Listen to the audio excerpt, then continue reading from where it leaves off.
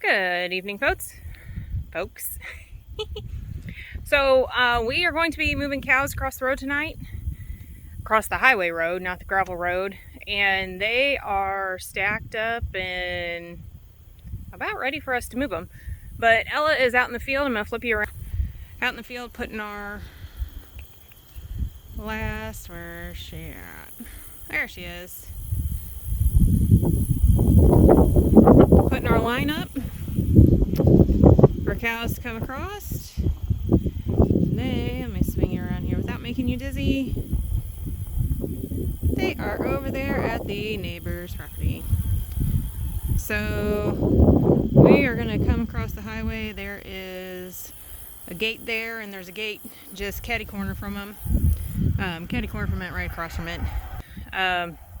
We'll open up both gates, and they'll just come into this front pasture area that we have for them. And it goes pretty quick, about 2 minutes, and they're across the road. Minus any stragglers that we need to go back around the pasture and grab up. So yesterday when we were moving cows, David came over to get the charger after we got done moving them so that we could make their line hot. And in one of our previous pastures, he found a treasure. He found a treasure hunt. This mama and her baby were still in the other pasture, so I'm gonna walk her down and get her with the rest of the herd, so we can get everybody moved across the road at the same time.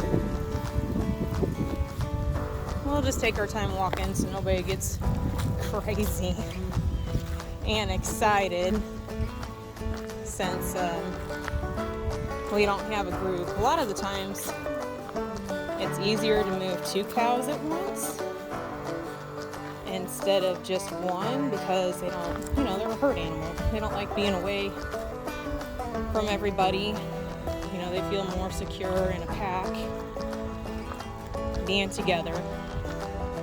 So this is one of our South Poles, and they tend to be more docile than a lot of the other typical breeds that you see out there. They just have a calmer temperament about them, and just are like, okay, whatever, we'll just keep on a trucking. So she halfway knows where she's going, and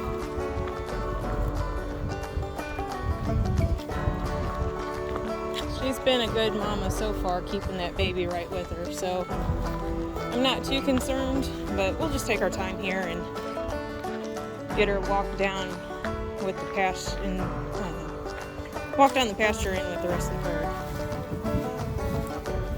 So she's got a big old bag on her. That baby's not too old. A couple days, a week at most.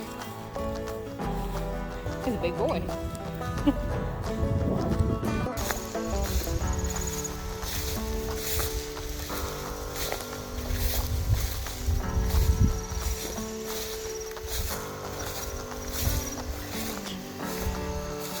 So, come across pasture, across creek, across another pasture, and getting ready to head out of this one and take a little stroll down the gravel right behind her now,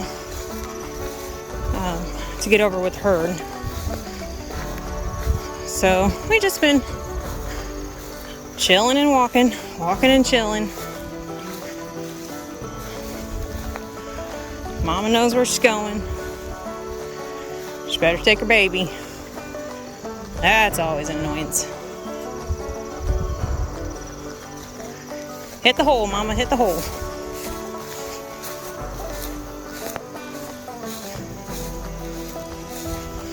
Let's see if we can get baby up with Mom. There you go.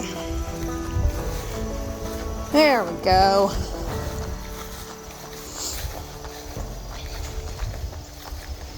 Good, Mama.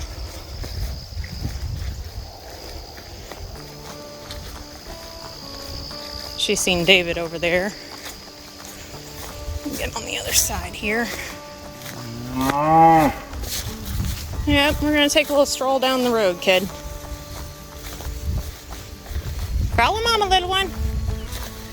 Yep.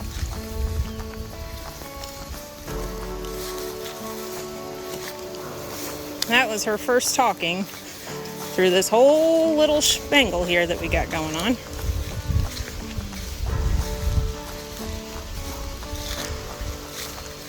This mama's been this way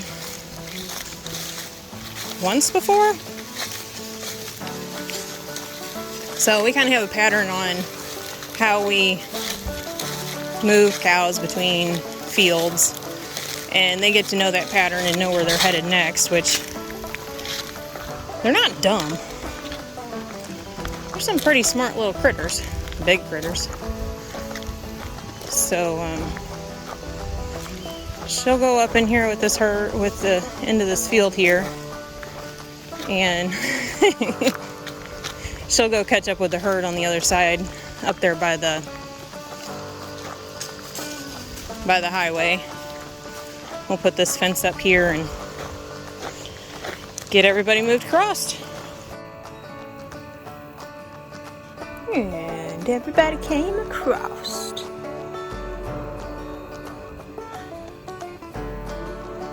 The herd is home for at least 20 days.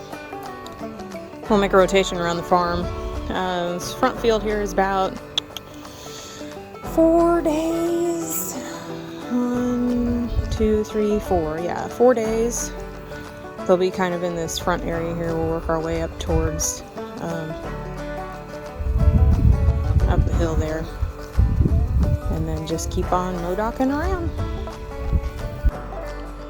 So this portion of the front field is not one of the greatest pieces of our pasture that we have. We've had this is one that we need to put a lot of material down on and get the organic matter back up onto it, so we can get some more grass growing out of it. And what that kind of looks like is just rolling out bales, letting cows tromp and stomp and poop and pee all over it, and put a lot of that organic material down, nutrients from the cows, allow them to help us heal the land. And then on top of that, we need to do some soil tests and see where our pH and other micronutrients and such are. See what else we can do to help it out. But this was one section that we would like to focus on this winter whenever we're rolling out bales this year. Now it's also one of those places, since it's right next to the highway, that you get funny looks. Yeah, you get funny, yeah, as Andrew says, you get funny looks because it looks like you're mudlotting your cows, just making them confined into one spot. But the purpose of it is, there's a good purpose behind it. We're not just confining them to a mudlot. We're using them as the tool to heal the land, and a lot of people don't understand that. They're sitting on about 5 acres right now, maybe just give or take a quarter acre, but when you put 150 head, especially if they have calves, but 150 head right now, roughly on 5 acres, and they kind of gang up all in one bunch, then it looks like a lot of cows in a really small area, and it kind of is, but that's the purpose of it.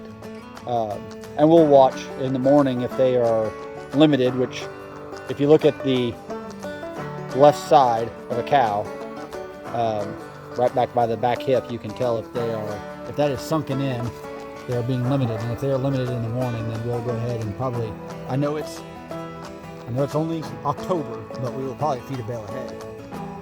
We've got lots of other pasture that we're not going to be feeding hay probably until late December, January. But a piece of pasture like this that is a little bit poorer and they need some more, then we're not going to limit the cows just to spite it. So we'll roll a bale of hay out, so if that's needed. But we'll look at the pasture and judge by that, and we'll judge by the cows. They'll tell us what they need. So all we have to do is get the mineral back in here and get them some water. The ponds are getting pretty low around here, so we limit them out of ponds as much as we possibly can. We have some ponds that's not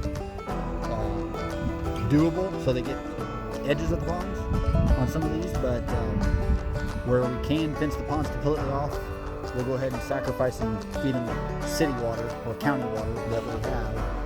And it is an expense, but it's worth saving the ponds for lots of reasons. So this is a pond right here. It's right beyond this hill. There's actually a willow tree right down there that you can see right there. That's one of the ponds, and that is a 2-year-old pond now. They've had limited access, but it's getting so low on the edges. It's a really, really deep pond, but it doesn't have much edge around it. So it's mud, and we're not going to let them in that. So we'll go ahead and pay the price for county water for them to drink. So I think that's about it, unless you have more to say. I don't. You covered it. Well, it's a beautiful evening here in northwest Missouri, but it's about to get chilly. I think the wind's calmed down. It's coming out of the north, though. It just picked up wind, and now it's really kind of calmed down the last couple of minutes. But high tomorrow, we've been in the 80s all day today, but high tomorrow is like 56 degrees, and we are forecast to get our first freeze. 30 degrees right now is what I've seen forecasted. Tomorrow night, right? Tomorrow night. Yeah. So that's gonna stop grass growth for a little while. Yeah. But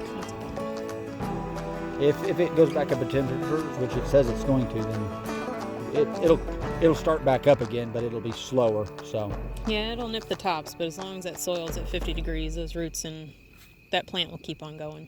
But just slow it down.